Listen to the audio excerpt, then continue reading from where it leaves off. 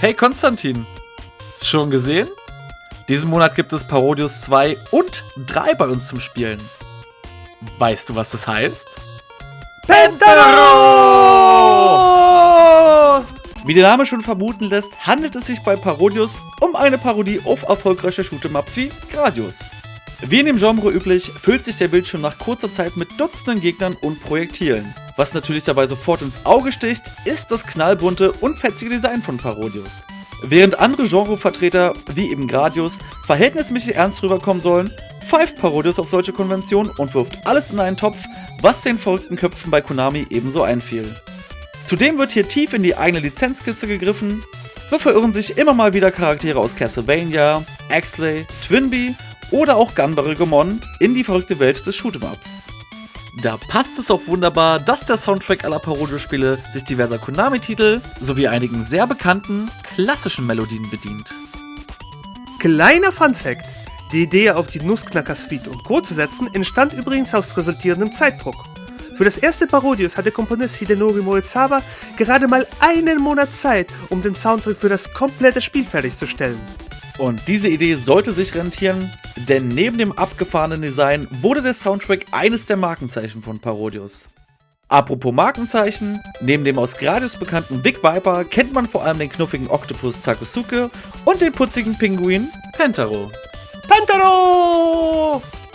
Beide haben ihren ersten richtigen Auftritt im bei uns spielbaren zweiten Teil der Reihe. Zudem ist Parodius für seine komplett abgedrehten Bossgegner bekannt. Ein lebendes Piratenschiff mit Katzenkopf und der dazugehörige Piratenpinguin mit abstehendem Bauchnabel sind da nur die Spitze eines grotesken, aber doch wundervoll animierten Eisbergs. Wobei man sagen muss, dass die Sega Saturn-Umsetzung auf den Arcade-Versionen von Teil 2 und 3 basiert. Das sieht man auch und macht sich dezent spielerisch bemerkbar. Bei all den Lobgesängen auf Grafik und Sound darf man aber auch nicht vergessen, dass Parodius im Kern immer noch ein klassisches Shoot'em-Up ist. Ohne gute Reflexe geht hier genretypisch also gar nichts. Leider war nach 5 großartigen Spielen endgültig Schluss für Parodius. Es erschien zwar noch mit Paro Wars ein Strategie-Spin-Off der Reihe, seitdem gilt die Serie allerdings offiziell als tot.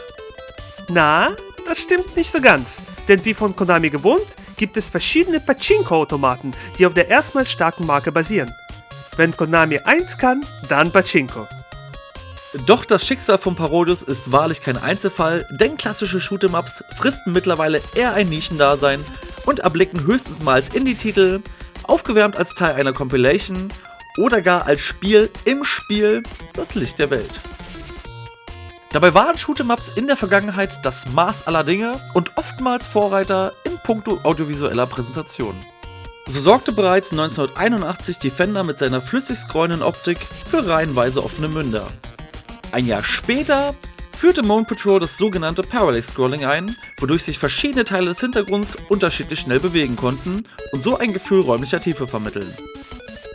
Im gleichen Jahr machte Sega Saxon von sich reden, welches Weltraumpiloten das Geschehen erstmals aus einer isometrischen Perspektive erleben ließ.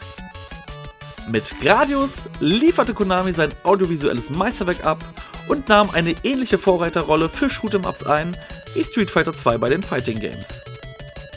Vergiss auch nicht das fleischig-flauschige A-Type, was von HR Giga persönlich programmiert sein könnte. Ein Jahr danach kam übrigens schon das erste Parodius raus. Also das absolute Kontrastprogramm zum albtraumhaften A-Type.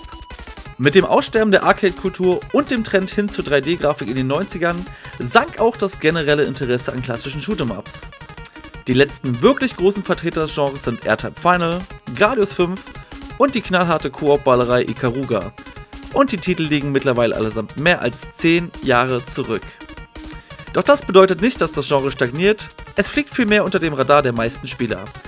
Wer mal seine Synapsen ans Limit bringen möchte, dem sei als halbwegs aktueller Vertreter das wundervolle Astrid ans Herz gelegt.